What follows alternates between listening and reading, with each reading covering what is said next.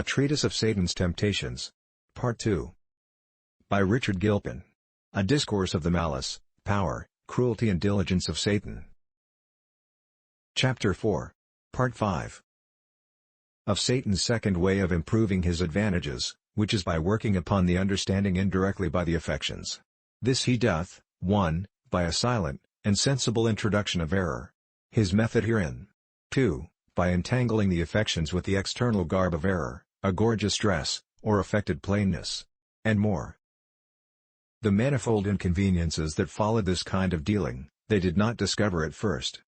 But besides the infecting the simplicity of Christian religion with the dirt and dregs of paganism, which they might easily have seen, time hath since discovered, that here the devil secretly laid the chief foundations of popery. Whosoever shall impartially compare the rites, customs, usages, and garbs of popery, with those of paganism, will to his admiration find such an exact agreement and consonancy, that he must necessarily conclude that either paganism imitated popery, or popery imitated paganism. But the latter is true, and that these corruptions in religion by popery came in by a designment of conforming Christianity to heathenism, though it may be upon pious intentions at first, is no difficult thing to evince. For besides that the rites of paganism were more ancient, and so could not be borrowed from popery, which came long after, the Scripture did foretell a great defection from truth, which should be in the last days, and this under a profession of religion.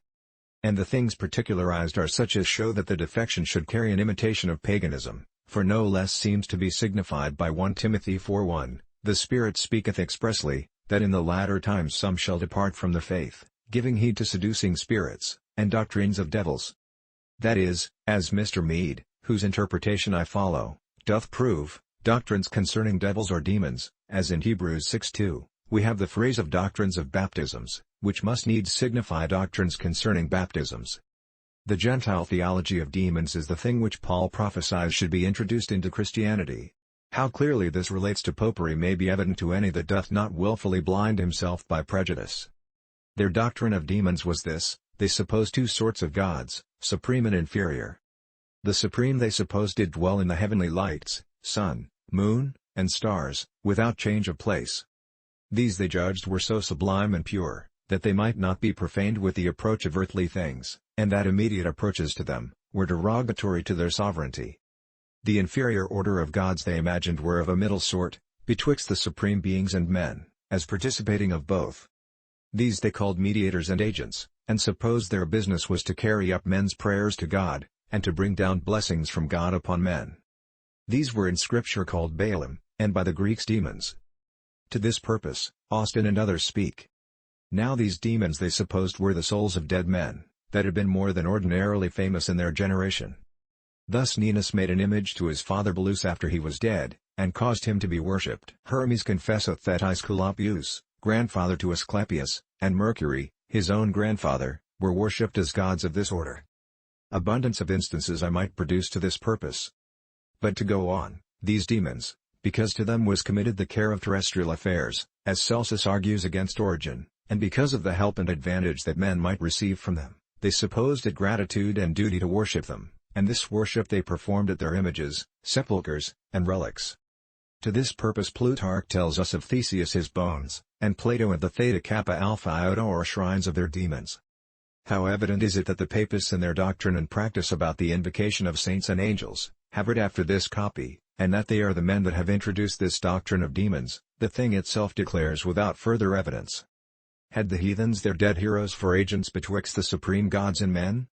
So have the papists their dead saints to offer up their prayers. Did the heathen expect more particular aids from some of these demons in several cases than from others? So do the papists.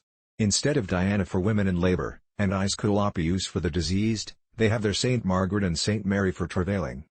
Sebastian and Roch against the pestilence. Apollonia against the toothache. Saint Nicholas against tempests, etc. Did the heathen pray to these demons for their aid? So do the papists to their saints, as their breviaries, rosaries, and ladies' psalters testify. Had the heathen their feasts, their status ferias to their demons? So have the papists. Had they their februalia et perserpinilia with torches and lights? So have the papists their candlemas with lights. Did the heathen erect images and pillars, or keep the ashes and shrines of their demons? So do the papists. The one had processions and adorations, so have the other. And a great many more things there are, wherein Popery keeps a correspondence with heathenism. To this purpose you may read enough in M. de Croix, of the three conformities.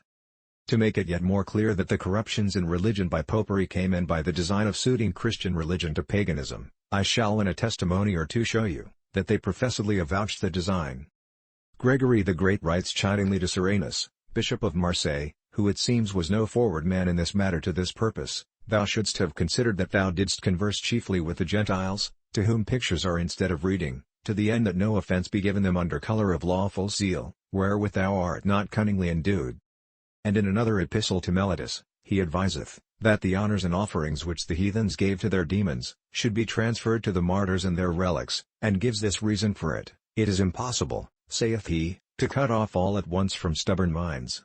Eusebius also endeavours to persuade to Christianity by this argument, that the Christians' custom of honouring the memories of the martyrs, and solemnly assembling at their sepulchres, did agree with the custom of the Gentiles of doing the like honour to their demons, and having mentioned what Hesiod speaks, concerning Plato's opinion, that their champions became demons after death, helpers and protectors of men, for which cause they were worshipped, at their sepulchres as gods.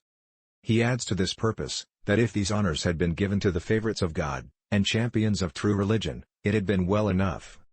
And for this shows the example and custom of Christians, then to go to the tombs of martyrs, there to pray in honour of their blessed spirits. And although at first, they might be more modest in honouring the martyrs than now they are, according to that of Austin, these observances at the tombs of martyrs, saith he, are only ornaments of their memories, not sacrifices to them as to gods.